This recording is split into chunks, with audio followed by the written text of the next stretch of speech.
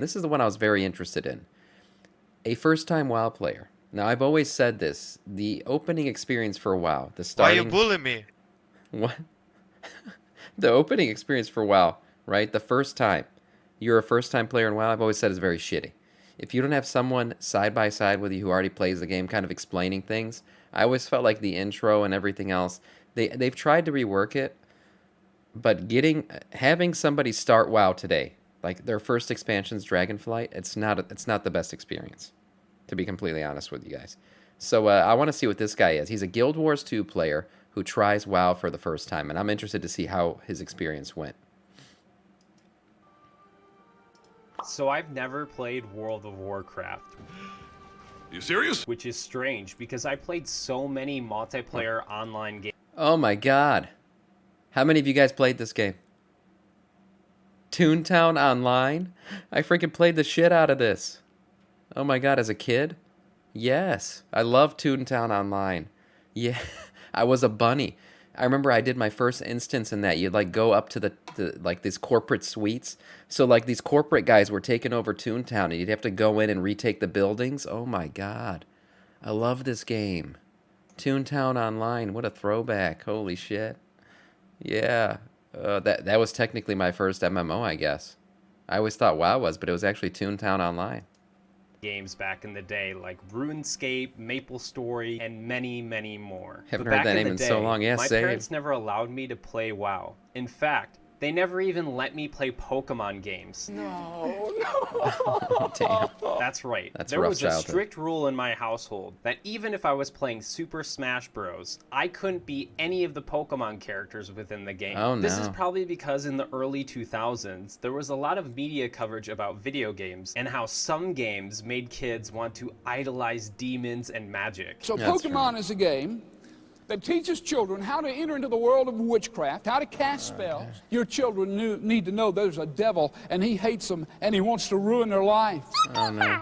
So any games that had demons or magic in it, or I had a that lot were of Pokemon advertised cards. within the media, that was a I strict guess I was a no-go witch. within my household. And eventually, my parents found out I was playing RuneScape, and that didn't fly with them. So I had to stop playing RuneScape. My man, I grew up in a swear, strict household. This is a true story. This was my childhood. There was Toontown also was better another than rule. MMO than WoW. Any game that had a subscription to it, I was not allowed to even think about. So World of Warcraft was an MMORPG I never got to jump into. And that's okay. I was happy to spend my time in Guild Wars 2. But recently, the game has been in a content drought for veteran players. And with Really? myself feeling accomplished in the game by obtaining the armor skins and legendary weapons that I wished for. Guild Wars I feel like it's a good looking game. Like aesthetically it looks good.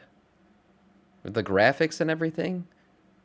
I've never played it, never even dabbled in it. But like all I've seen ever is like clips and random shit from it. It looks good.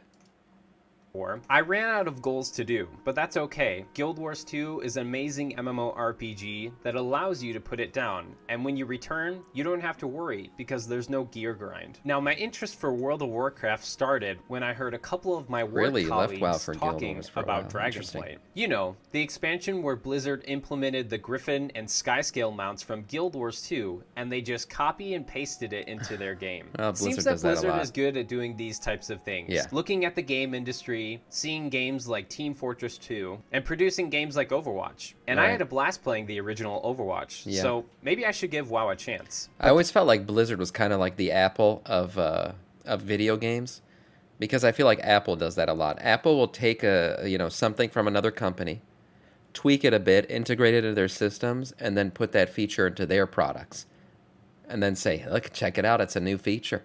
And usually Apple's implementation of it is a little bit better than the one they took it from. Kind of like Blizzard. Blizzard will take features from other games, tweak it a little bit, implement it into their game, be like, check out this new feature.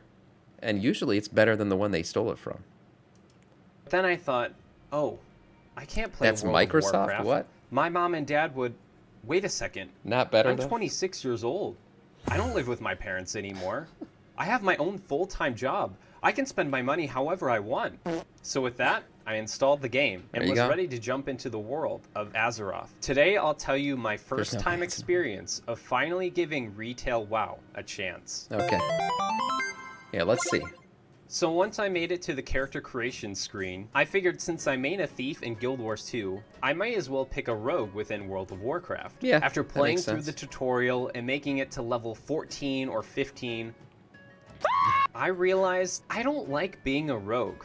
Why, do you ask? Well, in Guild Wars 2, I play a thief that does ranged condition damage and can also heal Oh, their wow. allies. They also have a form where they can go into the shadows and they have access So they're like a void infused thief? That's what this class looks like in Guild Wars, a void thief. different abilities. This elite specialization is called the Spectre. So the aspect of turning invisible and always being within melee range with 2 The daggers, screen. this kind of playstyle didn't fit what I was looking for. So I stopped Sure. playing. Legit, I just dropped the game for a couple months and didn't come back to it. Damn. Then, just last week, Yeah, that's the thing. If you don't find a class, or you don't have a good experience with the class you pick, it might be the end of the game for you. Game experience is very dependent on picking a class that you enjoy playing.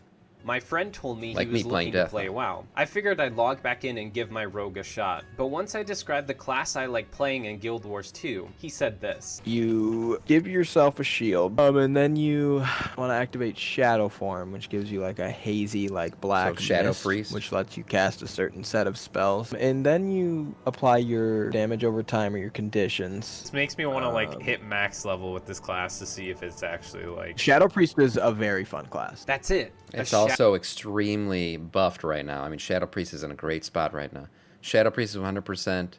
The Condi Spectre vibe. Okay, interesting. Shadow Priest is exactly the type Yeah. of playstyle I'm looking for within World of Warcraft. Never so I played ditched Shadow my Priest. rogue character and decided it was time to give WoW a chance as a Shadow Priest. First things first, playing the game with a friend who knows what to do and starts with you at the same level made things a lot easier. Even Hey, this is the problem. This is exactly what I said before the video started.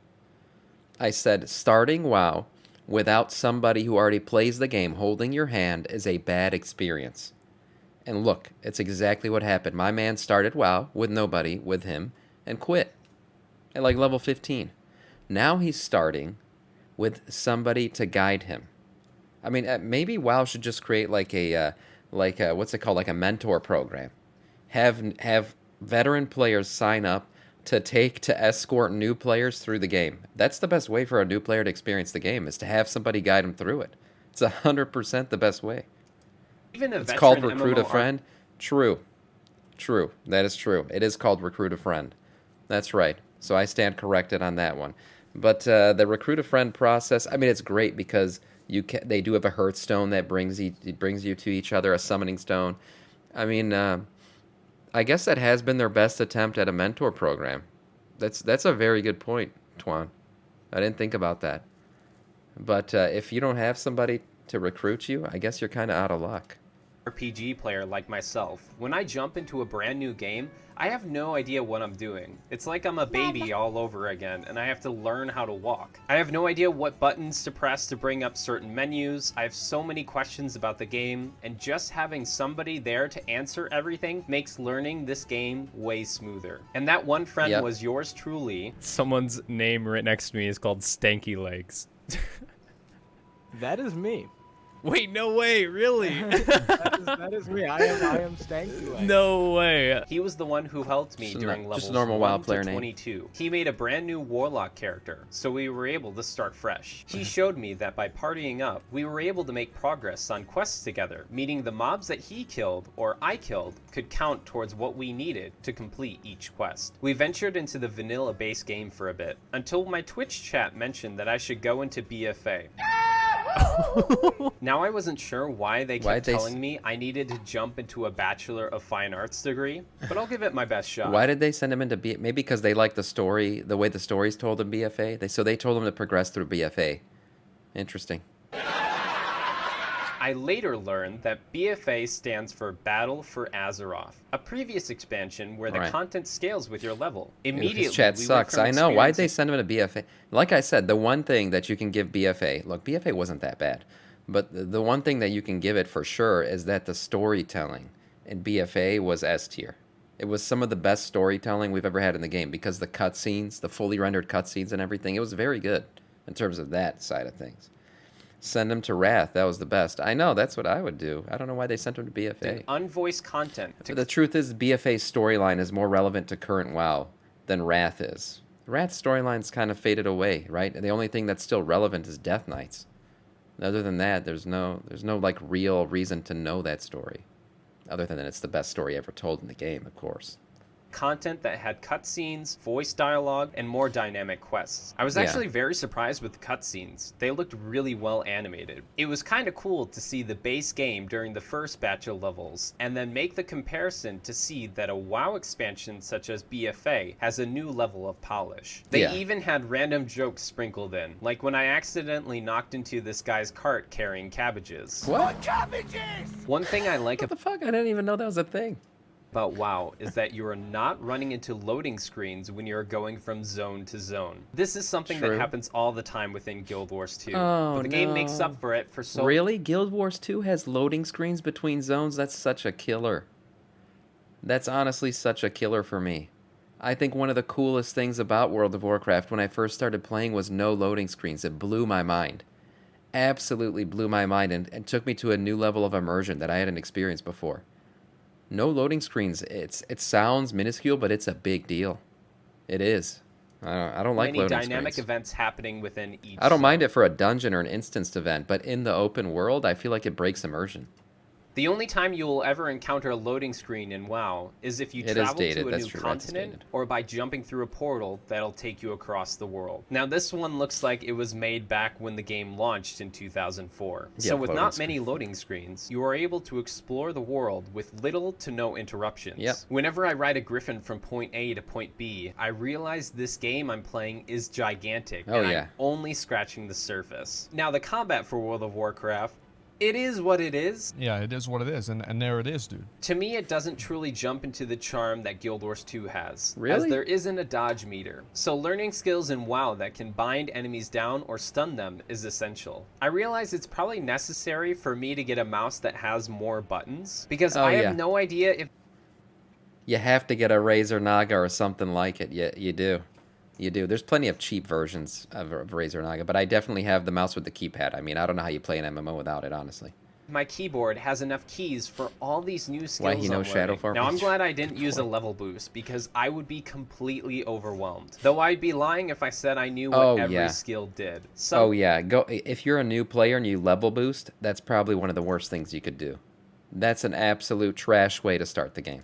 Times I still get confused and don't understand what skills fine do for a veteran, even but after a reading new them. player? So I go No with way. the old system of, oh, okay, this skill takes away some health from an enemy, so I better keep using that one. It probably doesn't help that I'm also getting heal skills sprinkled into my skill bar as I level up, which is something that other fellow players who I play dungeons with will probably despise me for. Which brings us to our next section. My very first dungeon in the game. I was the healer for this dungeon, and once I entered the dungeon... It's interesting when your first dungeon in the game is not Dead Mines. That's like my experience. This guy's first dungeon is a BFA dungeon. A majority of my skills were gone, and I had to spend my skill points all over again. My guess is when you choose a healer, it gets rid of the spec that you've chosen, and I was a Shadow Priest before, so the game was like, queued. Everything you learned, you can go ahead and throw that out the Shit, window. he's a Shadow Priest who queued as a healer. And now you gotta learn how to be a normal Dead Mines priest. is a classic first dungeon. The first dungeon was pirate-themed, and my experience of dodging red circles on the ground in Guild Wars 2 definitely paid off, as I was able to avoid giant enemy attacks that came through. Dodge the swirlies. This is where I realized I'm playing an MMORPG that feels like a traditional MMORPG, because my reward for the dungeon was an item that I couldn't even use. Now this never happens within Guild Wars 2. But I guess this is just the WoW experience. This made it so that when I got loot that randomly dropped and that my class could use, I was more excited because there's always a chance I could get items that aren't usable for my class. After completing this pirate dungeon and not getting a single item other than the one I couldn't use, I was kind of sad because welcome to WoW, bitch. Running an entire dungeon and the only thing you get is an item you can't use? Yep, welcome to WoW. Played all the way through, and I didn't really feel like I got a reward. So my first taste of dungeons within World of Warcraft is kind of tainted. Stanky Legs and I did some more questing, but eventually came that time where I logged on, and my fellow companion Stanky Legs wasn't there to handhold me in the game. That's Yeah, right. exactly. I chose to jump into Exactly. an MMORPG and start playing by myself. Super scary. It didn't Oh, take damn. long though before I partied up with other players to complete quests, and even met a player named Lithclaw, who ended up explaining to me why my mount didn't go as fast as his did. Apparently I needed to go back to Stormwind once I hit level 20 to unlock faster riding for mounts. Yeah. I didn't know that. He ended up showing me how How to would get you? back to Stormwind and taking me to the mount NPC. He also helped me figure out where the auction house is to sort out my bag situation, because I kept running out of bag space, and every single time my inventory filled up, I would keep hearing, Inventory is full. Inventory is full. Lithclaw even taught me about previous expansions and showed me on the map with what What a areas nice were player. added for each expansion. So I gotta hand it to the WoW community. The first couple of experiences I had interacting with players have only been positive. And Well, I'll be honest. The WoW community, you know, we could be dicks, we can be trolls, we can be simps. That might be what's happening here. We might see the simplification of this man because he's playing with a night elf female who's probably a man named Carl, 54-year-old man named Carl, sitting in his basement right now. But I can say the WoW community in general is pretty helpful. Like, I've asked questions even now. I'll be out in the Forbidden Reach, and I'll just throw a question out in chat, and people will answer it. Yeah, the WoW community in general, I feel like, does like to help each other, for the most part.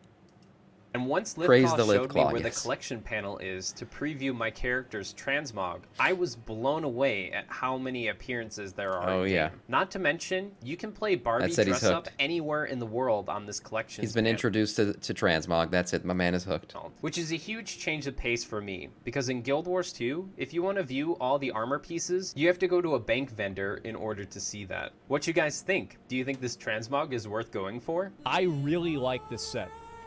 I'm not kidding.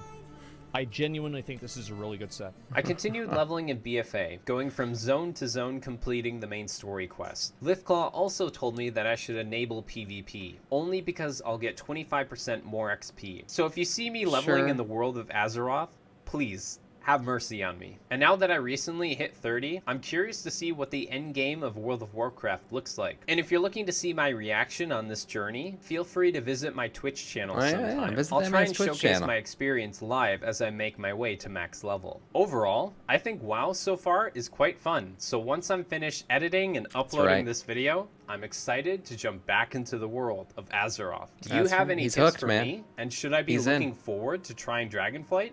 Let me know in the comment section down below. Welcome. And as always, stay hydrated, gamers.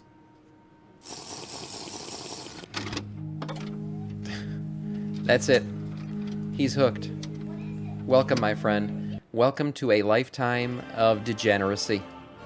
Yeah, the man is hooked. He's going to play more for sure. What I would say about this video is it pretty much summed up what I had said before. In that World of Warcraft starting experience as a solo player is god-awful garbage. It is absolutely horrible. If you don't have somebody helping you out, teaching you the game, and guiding you through it, you most likely will not make it to cap level before quitting. And it's a problem, and I can't tell you how to solve it. I really don't know. The mentorship program that I talked about / recruit a friend, I mean, yeah. The one thing about recruit a friend and the difference between, I would say, that and what I'm talking about in a mentorship program is recruit a friend requires you to know somebody who's playing the game already, right? But if there's a mentorship program, maybe it's something that a new player, you know, when they're making a character, they check a box saying, yeah, I'd like to have a mentor. And then it messages somebody in game telling them, hey, you know, Logarsh or Logamarsh is a new orc character looking for a mentor. Would you accept? And once you accept it, you're automatically entered into kind of the recruit a friend program where you know, you're friends, you have the summoning powers, you have all that shit, and then you play the game together. Right? That would be the way that I would look at a mentorship program. And essentially what that would be for is somebody who wants to play the game but doesn't know anybody in the game already. And I think that'd be cool. And if the mentor or person that, you know, first gets the message declines, it'll just go to the next person on the list who's already signed up for the mentorship program. I mean, I think that'd be cool. It'd be some cool content too for a Twitch creator maybe to, you know, hey, we're mentoring a new player today. Come and check out the stream, and you know that'd be a cool thing. Yeah, I'm a mentor in the game at the moment. In what way? I started in BC. I was lost at the start, but I figured out it was pretty. You figured out pretty quick. Yeah, it depends on how committed you are, but I just feel like the in-game starting experience is much better when you have a guide, when you have somebody to help you out. So Blizzard, if you're watching, you want to start the mentorship program, go ahead and reach out to me. Samiccus, I'm right here. I'm waiting. I'll give you guys some ideas.